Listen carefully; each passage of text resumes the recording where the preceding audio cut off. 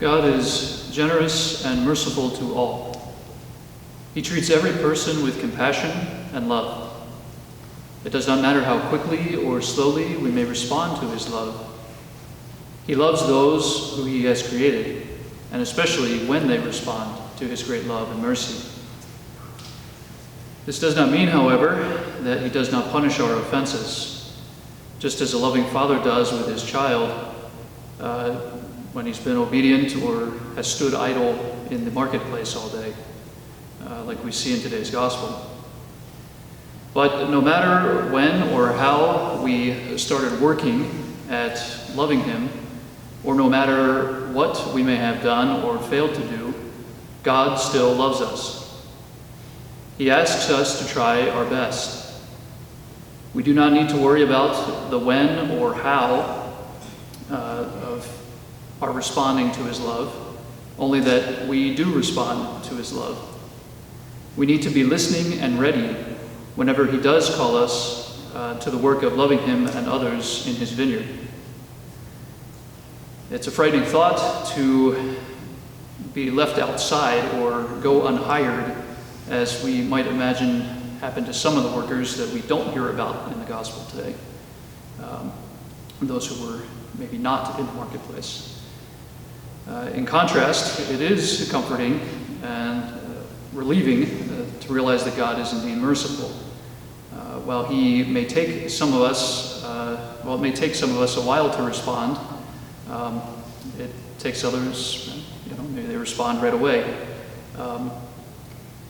We can see this in the example of the landowner coming at different times during the day.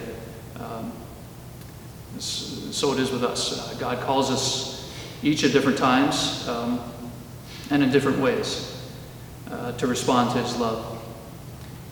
The question is, are we ready? Are we looking? When he calls us to hire us to work in his vineyard, are we responding to his love?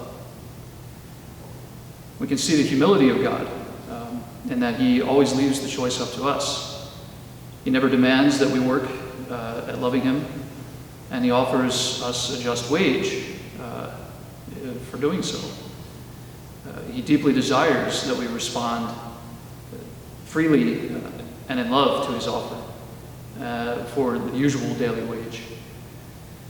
Do we accept his offer? Do we say yes to him? It's one thing to say yes, and then another altogether to be satisfied with what we receive. Too often we find ourselves being dissatisfied in life.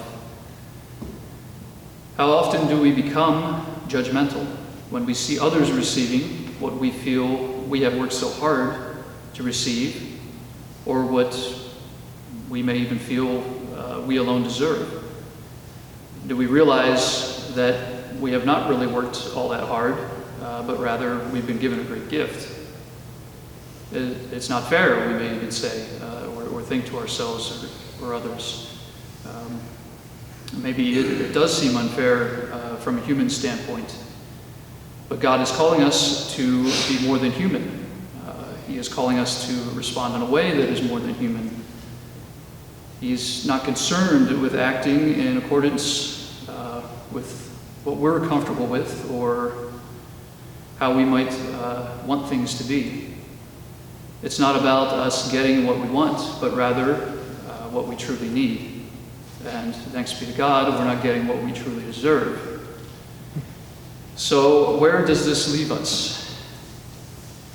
I think it makes us at least stop and think about just how merciful and loving God is to us, regardless of who we think we are or what we have accomplished in life. As I stated at the beginning, God does not play favorites. He will get to him, we're all the same. We're all his dearest and most beloved children.